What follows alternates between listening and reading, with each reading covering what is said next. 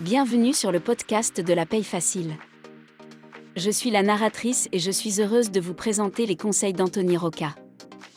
Vous pouvez retrouver l'ensemble des conseils à l'adresse la-paye-facile.com. Vous pouvez aussi vous inscrire à la newsletter. La newsletter par mail vous offre tous les jours des conseils et des offres promotionnelles. Sans plus tarder, voici le sujet du jour. Le tableau des charges, l'outil du gestionnaire de paie. Le tableau des charges permet au gestionnaire de vérifier les charges sociales sur la fiche de paie.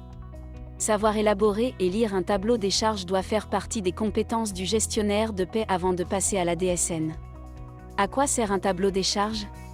L'intérêt principal du tableau des charges, c'est de compiler les cotisations, rubriques de paie, qui sont sur le bulletin de paie, et de les ventiler par organisme et non plus par risque. Ainsi, avec un tableau des charges, vous pouvez directement voir que la répartition entre les organismes est bien faite. C'est-à-dire que le tableau vous permet de vérifier le paramétrage des cotisations sociales des organismes. Comprendre les cotisations sociales sur le bulletin de paie. Vous devez comprendre que sur le bulletin de paie, vous avez des cotisations qui sont classées par risque alors qu'en DSN, vous allez payer les cotisations sociales par organisme. De ce fait, si vous voulez gérer l'ensemble d'un dossier paie qui peut contenir plusieurs milliers de bulletins de paie, vous ne pouvez pas vérifier tous les bulletins de paie un par un, ce qui va vous falloir c'est un outil. Sur le bulletin de paie, les cotisations sociales sont ventilées 2 fois. Vous avez une ventilation par risque sur le bulletin de paie, le risque santé, le risque accident de travail, retraite, famille, etc. Et vous avez une autre ventilation, les charges sociales sont ventilées entre l'employeur. Ce qu'on appelle les charges patronales ou cotisations sociales patronales ou cotisations sociales employeurs. Et le salarié, dans ce cas on parle des charges salariales, des cotisations sociales employeurs ou de la part ouvrière. Vous l'avez compris, sur le bulletin vous avez une double ventilation. Ce que vous devez savoir faire, c'est calculer chacune de ces charges sociales. Ce que vous allez remarquer. Si vous prenez un tableau sous les yeux, vous pouvez remarquer que vous avez 1. Les libellés de la fiche de paie qui correspondent aux rubriques de paie. 2. Les salariés qui sont concernés par ces rubriques. 3. Les bases ou les assiettes de cotisation.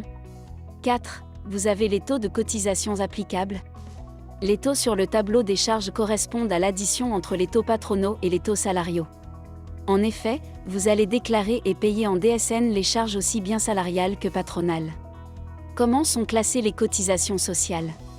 Comme vous pouvez le constater, sur le tableau des charges, les rubriques sont classées en fonction des organismes sociaux paramétrés dans le dossier paie. Dans tous les cas, vous allez retrouver à minima comme organismes sociaux l'URSSAF, l'organisme de retraite complémentaire, Agir Carco. Les organismes complémentaires, prévoyance, mutuelle, frais de santé, retraite supplémentaire. Au sujet des organismes complémentaires, si vous en avez plusieurs dans le dossier paie, vous les aurez sur le tableau des charges. À quoi ressemble le tableau des charges ? Sachez également que sur le tableau et suivant le logiciel de paie, vous pouvez ajouter des ventilations supplémentaires. Par exemple, une ventilation de la prévoyance par collège cadre et non cadre.